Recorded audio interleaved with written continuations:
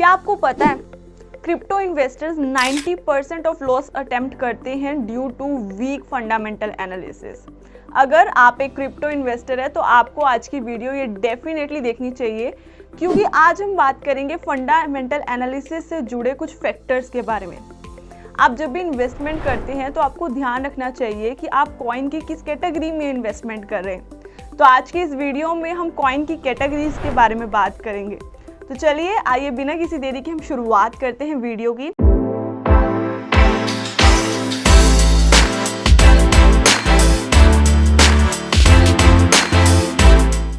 आज हम बात करेंगे सबसे पहले डीफाई के बारे में, जिसे हम डिसेंट्रलाइज्ड फाइनेंस बोलते हैं। तो जैसे कि डिसेंट्रलाइज्ड फाइनेंस है, तो डिसेंट्रलाइज के बारे में सबसे पहले हम बात करते हैं डिसेंट्रलाइज, यानी कि जिसमें किसी भी अथॉरिटी का किसी भी थर्ड पार्टी की इन्वॉल्वमेंट नहीं होती, वो कम्प्लीटली डिसेंट्रलाइज होता है। चलिए एक एग्जांपल के साथ समझते हैं। जैसा कि हम अपनी नॉर्मल बैंक्स की बात कर ले, जो कि सेंट्रलाइज है, यानी कि जब हम इन्वेस्टमेंट करते हैं, कोई भी अपने जो फंड्स हैं वहाँ पर डिपॉजिट करते हैं बैंक में, तो वो एक अथॉरिटी है जो इसके अंडर जो कंट्रोल करती है आपके फंड्स को। अब वो चाहे आपके फंड्स को एज अ लोन किसी और थर्ड पर्सन को दे या जो भी करे, आपके फंड्स जो हैं पूरी तरह सिक्योर नहीं है, यानी कि आपके अंडर कंट्रोल नहीं है। तो वो सब जो आता है वो एक सेंट्रलाइज अथॉरिटी आ जाती है, बैंक आ जाती है। तो इसी तरह हमने समझा कि डिसेंट्रलाइज क्या होता है, जहाँ पे कोई भी अथॉरिटी नहीं आती है। अगर हम उसी के साथ बात कर ले फाइनेंस की, तो फाइनेंस का जब हम शब्द सुनते हैं तो सारी फाइनेंस से रिलेटेड बातें आ जाती है, जैसे कि कोई लोन लेना या फिर आप कोई ट्रांजैक्शन कर रहे हैं। तो फाइनेंस में सारी जो मनी से रिलेटेड यानी फाइनेंशियल चीज़ें होती हैं वो आ जाती हैं। तो डीफाई का मतलब बन जाता है डिसेंट्रलाइज्ड फाइनेंस, यानी कि जो भी फाइनेंस की चीज़ें हैं वो डिसेंट्रलाइज्ड वे में, जैसे कि मैंने अभी आपको एग्जांपल के साथ समझाया। डिसेंट्रलाइज्ड फाइनेंस में क्या होता है, आप फाइनेंशियल एक्टिविटीज़ जो भी करते हैं, यानी कि कोई अगर लोन लेती हैं या फिर आप कोई भी ट्रांजैक्शन कर रहे हैं, वो सब आप डिजिटल फॉर्म में करते हैं और उसमें कोई भी किसी भी थर्ड पार्टी की इन्वॉल्वमेंट नहीं होती। उसमें जो भी आपके फंड्स है उसकी पूरी की पूरी रिस्पॉन्सिबिलिटी जो है वो आपकी खुद की होती है। तो जो भी प्रोजेक्ट्स हैं जो डिसेंट्रलाइज मेथड जो है डिसेंट्रलाइज फाइनेंस को फॉलो करते हैं, वो इस कैटेगरी में आ जाते हैं। जैसे कि अगर हम एग्जांपल की बात करें, यूनिस्वैप, आवे, सिंथेटिक्स, बैलेंसर, उसी के साथ साथ बैंकोर जैसे जो प्लेटफॉर्म्स हैं वो सारे डीफाई की कैटेगरी में आते हैं। तो हमने पहले समझा कि डीफाई कैटेगरी होती है। चलिए आइए आगे बढ़ते हैं हम दूसरी कैटेगरी की ओर, जो कि है NFT, यानी कि जिसको हम कहते हैं नॉन फंजिबल टोकन। अब इसको हम एक एग्जांपल के साथ ही समझते हैं। मान लीजिए कि मेरे पास एक बैट है, स्पोर्ट्स बैट जो होता है वो मैंने लिया, और साथ ही मेरी एक दोस्त है, उसने भी सेम उसी ब्रांड का जो है बैट खरीदा।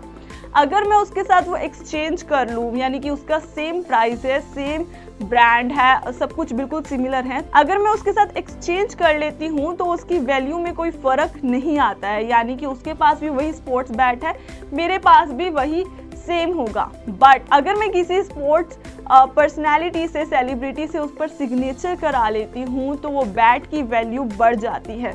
यानी कि अगर मैं सेम अब उसी ही फ्रेंड के साथ अगर मैं एक्सचेंज करूँ बैट, तो उसकी वैल्यू जो है वो सेम नहीं रहेगी, यानी कि अब वो यूनिक हो गया मेरे लिए, उसकी वैल्यू बदल गई है, बढ़ गई है। उसी तरह हमारे नॉन फंजिबल टोकन्स होते हैं, यानी कि अगर हम कोई भी म्यूज़िक, कोई भी पेंटिंग, जो कोई भी है, वो हम किसी एक्सचेंज में, किसी सेम पेंटिंग के एक्सचेंज में नहीं ले सकते। तो नॉन फंजिबल टोकन्स उसी के अंडर कैटेगरी में आते हैं। अगर हम INR की भी बात करें, हम नॉर्मल फियाट मनी की भी बात करें, तो अगर मैं किसी को 2000 रुपीज़ दे रही हूँ और वो मुझे बदले में 500 के 4 नोट्स दे रहे हैं, तो वो एक्सचेंजेबल है, यानी कि उनकी सेम वैल्यू है। पर एज़ कम्पेयर टू जो मैं अगर उसको कोई पेंटिंग देती हूँ और उसके बदले में मुझे वो कोई और पेंटिंग देता है, तो वो वैल्यूज़ उनकी सेम नहीं होगी, क्योंकि एक पेंटिंग की अलग आर्टिस्टिक वैल्यू होगी और दूसरे की अलग। तो इसी तरह से हमारे जो नॉन फंजिबल टोकन है वो करते हैं, यानी कि non fungible that is non exchangeable. अब अपने नॉन फंजिबल का मतलब समझिए, यानी कि कोई भी आर्टिस्टिक ऐसे कोई पेंटिंग है या कोई म्यूजिक एल्बम है जो डिजिटली जो है हम सेल या एक्सचेंज में लेते हैं, उनको हम नॉन फंजिबल टोकन बोल सकते हैं। बट इसमें अब टोकन क्या होता है, जब हम कोई भी चीज़, कोई भी ऐसा पोर्ट्रेट, कोई भी ऐसी पेंटिंग या कोई भी म्यूजिक एल्बम जो है हम ऐसे बाय कर रहे हैं तो हमें उसका एक टोकन मिलता है, तो वो यहाँ पर जो है फिट होता है, यानी कि नॉन फंजिबल टोकन में। अब जैसे नॉर्मल भी समझिए, जैसे हम कोई प्रॉपर्टी लेते हैं, गोल्ड लेते हैं, तो हमें जो रिसिप्ट मिलती है वो हमें फिजिकल फॉर्म में मिलती है, यानी कि वो हमारे पास एक प्रूफ होता है कि हमने ये जो लैंड ऑन किया है या जो गोल्ड है वो ऑन किया है। उसी की तरह डिजिटल फॉर्म में हमें NFT मिलता है। उसी के एग्जाम्पल की अगर हम बात कर ले, जो प्रोजेक्ट्स जो है NFT के अंडर आते हैं, जैसे कि X2, Y2, Rarible, OpenSea जैसे जो प्रोजेक्ट्स हैं वो NFT के अंदर आते हैं। चलिए आगे बढ़ते हैं नेक्स्ट कैटेगरी की ओर, दैट इज मेटावर्स। मेटावर्स में जाने से पहले हम थोड़ा इसके शब्द के बारे में समझ लेते हैं। जो मेटावर्स है वो दो शब्दों से बना है, दैट इज मेटा और वर्स। मेटा का मतलब है बियॉन्ड और वर्स का मतलब है that is English word universe. तो बियॉन्ड यूनिवर्स, तो इसके नाम से ही पता चलता है that is something beyond universe. तो मेटावर्स है क्या? तो जैसा कि हम जानते हैं टेक्नोलॉजी जो है काफ़ी बढ़ चुकी है। इंटरनेट हम सब जानते हैं, हम सब यूज़ करते हैं। जिस पर एक क्लिक करके हम पूरे ब्रह्मांड की नॉलेज, पूरे वर्ल्ड के बारे में कोई भी इंफॉर्मेशन अगर जानना चाहते हैं वो हम जान सकते हैं।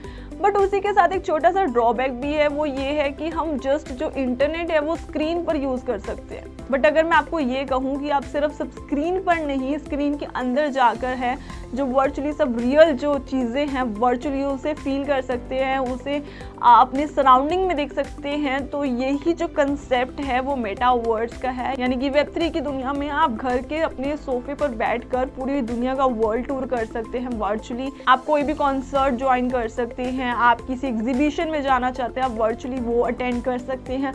आप इसमें शॉपिंग भी कर सकते हैं, यानी कि आप इसमें अपना अवतार क्रिएट करेंगे, आपका जो अवतार है वो वर्चुअली शॉप्स पर जाकर आप कुछ भी शॉपिंग कर सकते हैं, आप ट्राई कर सकते हैं आउटफिट्स। तो आप एक पूरी रियलिस्टिक दुनिया का एक्सपीरियंस ले सकते हैं, बट दैट इज़ ऑल, वो होगा वर्चुअल बट आपको लगेगा बिल्कुल रियल। तो ये है जो कंसेप्ट है मेटावर्स का।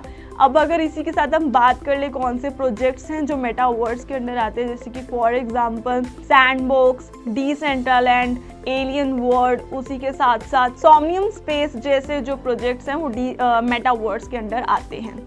चलिए अब बात करते हैं नेक्स्ट कैटेगरी के बारे में, जो कि है यूटिलिटी टोकन। अगर हम इसकी बात करें तो जैसे कि हम जानते हैं जो अमेज़ॉन है या फिर हम कोई भी एक Web2 में लगाएं कोई भी साइट है, तो हमें वहाँ पर शॉपिंग करनी होती है, कुछ भी करनी होती है, तो हम अपनी करेंसी के थ्रू करते हैं। इसी तरह से अगर हम Web3 की बात करें, यानी कि क्रिप्टो करेंसी में बात करें, तो यूटिलिटी टोकन कहाँ वो करता है। मैं आपको सबसे बड़े एक्सचेंज यानी कि जो बिनेंस एक्सचेंज है उसका एग्जांपल लेकर समझाती हूँ। जैसे कि बिनेंस एक्सचेंज को हम जानते हैं, उसका यूटिलिटी टोकन है BNB, यानी कि जो एक्सचेंज प्लेटफॉर्म है उस पर आप ट्रांजेक्शन वगैरह अगर करना चाहते हैं, तो अगर आप करते हो, अगर आप BNB का यूज़ कर सकते हैं, तो यानी कि वो क्रिप्टो करेंसी जिनका कोई यूज़ है वो यूटिलाइज होते हैं किसी उसमें, किसी वर्क में। जैसे कि बिनेंस में, आप बिनेंस एक्सचेंज में आप BNB का यूज़ करके आपको ट्रांजैक्शन फीस जो है आप पे कर सकते हैं। इस तरह से जो क्रिप्टो करेंसीज है जो यूटिलाइज की जाती है किसी वर्क में, किसी ट्रेडिंग में, किसी शॉपिंग में, किसी बाय एंड सेल में, तो उनको हम यूटिलिटी टोकन बोलते हैं। जैसे कि मैंने अभी बताया आपको BNB माइनेंस का जो यूटिलिटी टोकन है BNB, इसी तरह से यूनिस्वैप का यूनी, पैनकेक का केक, उसके अलावा भी ऐसे यूटिलिटी टोकन है, फॉर एग्जांपल GRT लिंक, और भी ऐसे बहुत सारे यूटिलिटी टोकन हैं। तो आइए अब हम समझते हैं नेक्स्ट कैटेगरी के बारे में, that is store of value. Store of value को एक एग्जांपल के साथ समझते हैं। जैसा कि हम जानते हैं कि जो हमारी इंडियन करेंसी है, आपने सुना होगा अपने घर में ज़रूर कि जब हम बात करते हैं कि हमारे टाइम पर तो इतने कम पैसों में इतनी फीस चली जाती थी, 100 रुपये में इतना कुछ हो जाता था, बट आज के टाइम पे आप जानते हैं कि 100 रुपये में कितना कुछ ही होता है। तो आखिर ऐसा क्यों? यानी कि उसकी जो वैल्यू है टाइम के साथ वो कम हो गई। अब इसी के साथ अगर हम बात करें तो हमारे घर वाले या बड़े लोग सजेस्ट करते हैं कि हमें गोल्ड में इन्वेस्ट करना चाहिए या फिर प्रॉपर्टी में इन्वेस्ट करना चाहिए। क्यों? क्योंकि हम जानते हैं कि उनकी जो 5-10 साल तक भी जो है वैल्यू बहुत ज़्यादा उन पे डिफरेंस नहीं आने वाला है, या फिर अगर आएगा भी तो वो एज अ बेनिफिट ही मिलेगा। ऐसे ही हमारा क्रिप्टो करेंसी में कंसेप्ट आ जाता है। जैसे कि अगर हम बात करें बिटकॉइन और इथेरियम की, बिटकॉइन का हम जानते हैं कि उसके ऊपर मार्केट कैप भी है और बहुत सारी ऐसी बड़ी बड़ी कंपनीज हैं जो कि बिटकॉइन में इन्वेस्ट करती है, और इथेरियम में भी। तो वो जो बिटकॉइन और इथेरियम है वो स्टोर ऑफ वैल्यू की कैटेगरी में आते हैं, यानी कि उनकी वैल्यू जो है हमें पता है कि वो इतनी जल्दी घटने वाली नहीं है। तो इसीलिए हम उनको, जो बिटकॉइन है और इथेरियम है, उनको हम स्टोर ऑफ वैल्यू की कैटेगरी में ही बोलते हैं। तो आज की वीडियो में हमने 5 कैटेगरीज के बारे में बात करी, यानी कि अगर आप इन्वेस्टमेंट कर रहे हैं और एक क्रिप्टो इन्वेस्टर है, तो जब आप फंडामेंटल एनालिसिस करते हैं तो उसके कुछ फैक्टर्स में जो है आप ध्यान रख सकते हैं। यानी कि इन्वेस्टमेंट करने से पहले आप ये अच्छे से रिसर्च करें कि आप कौन से कॉइन में इन्वेस्टमेंट कर रहे हैं और वो किस कैटेगरी में आता है। उसी के साथ साथ आप ये भी रिसर्च करें कि और कौन से ऐसे ओल्ड कॉइन हैं या और क्रिप्टो करेंसीज हैं जो समय के साथ, मतलब कि जो टाइमलाइन है उसमें बेस्ट है। जैसे कि अगर हम 2023 की बात करें तो ओल्ड कॉइन ऐसे कौन से हैं जिनमें आप इन्वेस्ट कर सकते हैं। अगर आप इसके बारे में डिटेल में जानना चाहते हैं तो इसके ऊपर भी हमने एक स्पेसिफिकली वीडियो बना रखी है 10 ओल्ड कॉइन्स के ऊपर, जो कि बेस्ट रहेंगे 2023 में, एक अच्छी इन्वेस्टमेंट हो सकती है। तो आप वो भी देख सकते हो, उसका मैं लिंक जो है डिस्क्रिप्शन बॉक्स में डाल दूंगी। ऐसी और इन्फॉर्मेशन वीडियोस के लिए जुड़े रहें फिनस्ट्रीट के साथ।